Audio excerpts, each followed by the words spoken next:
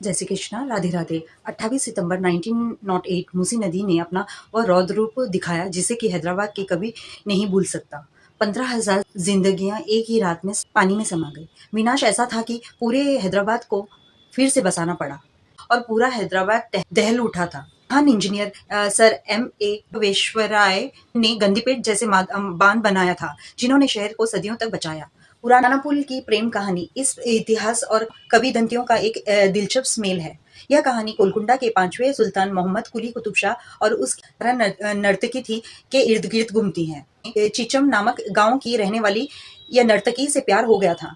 नर्तकी मूसी नदी के दूसरे तरफ रहती थी। राजकुमार अक्सर उसे मिलने के लिए अपनी जान जोखिम में डालकर नदी पार कर जाता था।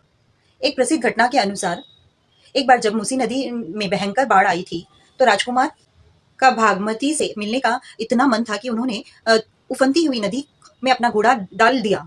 जब इब्राहिम कुतुब शाह को अपने बेटे के इस पागलपन और अटूट प्रेम के बारे में पता चला तो उन्होंने किया कि उनका बेटा प्यार के लिए जान भी दे सकता है।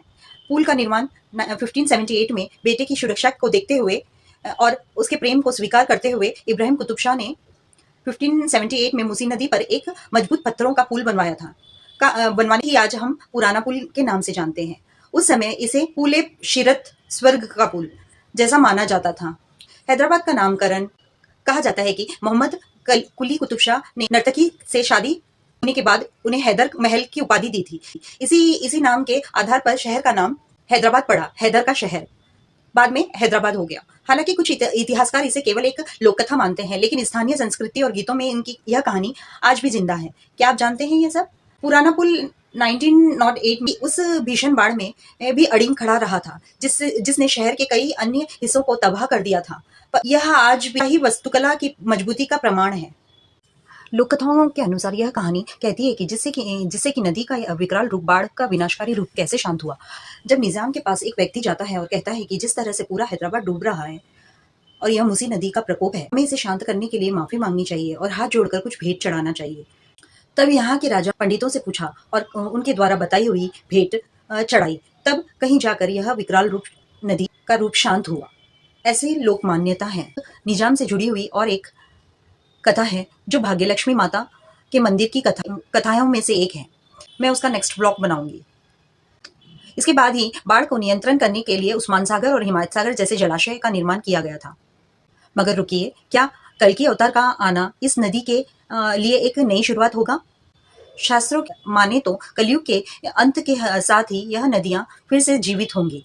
मूसी रिवर फ्रंट प्रोजेक्ट शायद उसी दैवीय बदलाव का पहला कदम है।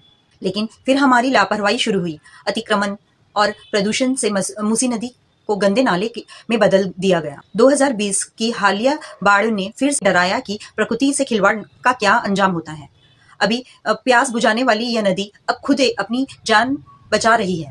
मैंने ये कहा था कि आपको यह तीनों युगों से रिलेटेड है, तो उसके बारे में मैं आपको बता रही हूँ। सतयुग में राजा मुचकुंद का युद्ध और गुफा में सो जाना। द्वापर युग काल्यवन वध और कृष्ण का आशीर्वाद नदी का जन्म। नदी अत्यंत पवित्र और दिव्य गंगा जैसी थी। कलयुग ऋषि का अपमान और मैले होने का श्राप। नदी धीरे धीरे अपनी पवित्रता खोने लगी। तेलंगाना के भाग्यनगर हैदराबाद में स्थित मूसी नदी की जड़ें प्राचीन वैदिक पुराणों में भी बहुत गहरी हैं। जहां आधुनिक इतिहासकार हैदराबाद की स्थापना का श्रेय 400 साल पहले गोलकुंडा के नवाब को देते हैं, वहीं वैदिक आख्यानों के अनुसार इस क्षेत्र का अस्तित्व लाखों साल पुराना है। लोग कहते हैं कि यह नदी एक का गुस्सा था। आज हम इसे साफ करने की कोशिश कर रहे हैं, लेकिन असली बदलाव तो शायद भगवान कल्कि के साथ ही आएगा। शास्त्रों के अनुसार जब अधर्म मिटेगा तब यह श्रापित नदियां फिर से अमृत समान हो जाएगी। क्या रिवर एक्ट प्रोजेक्ट उसी नए युग की आहट है? क्या हम मूसी को अपनी राय कमेंट्स में जरूर बताइएगा। और अगर आपको यह सीरीज पसंद आई तो मुझे फॉलो जरूर कर लीजिएगा।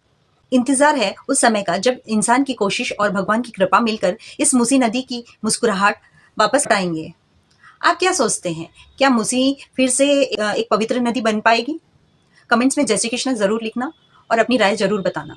राधे राधे, जय श्री कृष्णा।